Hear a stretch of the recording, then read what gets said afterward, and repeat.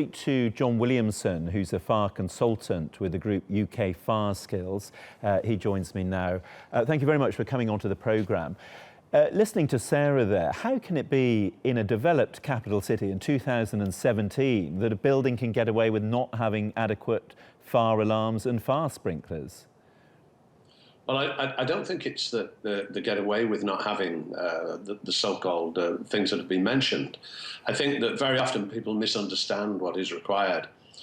For example, if you think about a building of this nature with a staircase, a single staircase or even two staircases, to fit smoke alarms inside those staircases is really not going to achieve much other than to frighten people, because there should be nothing combustible inside the staircase. And I'm pretty sure, I know nothing about this building other than what I've seen on today's news. I'm not involved in the case, but I've seen many other buildings like it in the 50 years that I've been involved in fire and fire investigation and fire safety.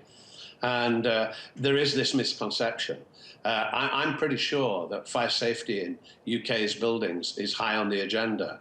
Legislation is very tight in the UK, and there is no doubt about that. And, inside each flat, there should normally be, in today's recommendations, there would be a smoke detector, mains wired, and a heat detector in the kitchen. But this is an old building.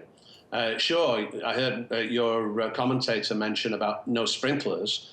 Well, if this building were built today in London or in England, of course, any building over 30 metres high would require sprinklers in each apartment or each flat, not necessarily in the common areas, but certainly in the flats. But this is an old building, and our building regulations are not retrospective. In other words, you can't force today's standards onto buildings that are many years old.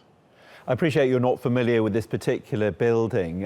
What do you make of these comments about the cladding, that could have contributed to the fire? Well, if I were investigating this fire, once the fire investigation has established what caused the fire, and I'm absolutely certain that my former colleagues in London Fire Brigade will be investigating this very thoroughly as we speak, and they've got some excellent, very qualified fire investigators. Once that's established, I would then be looking as to why the fire spread so quickly. And looking at the footage you're showing me now from nearer the time, most of the fire appears to be spreading up the outside of the building. So I would be centering on that cladding. There are lots of different types of cladding. We first saw it being promulgated in Dubai just over a year ago. I think it was New Year's Eve.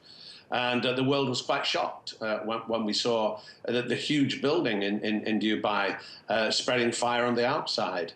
So, but this has taken us by surprise over here. Something certainly has gone wrong, that there is no doubt. I've never seen a fire in the UK of this nature spread throughout. In fact, my colleague and I were just talking earlier, and it reminded us of an old American movie called The Towering Inferno, which I have to say we laughed at the time. But this looks just that bad and probably far worse in some respects. Our heart goes out to the bereaved and the families of those that have died in this fire.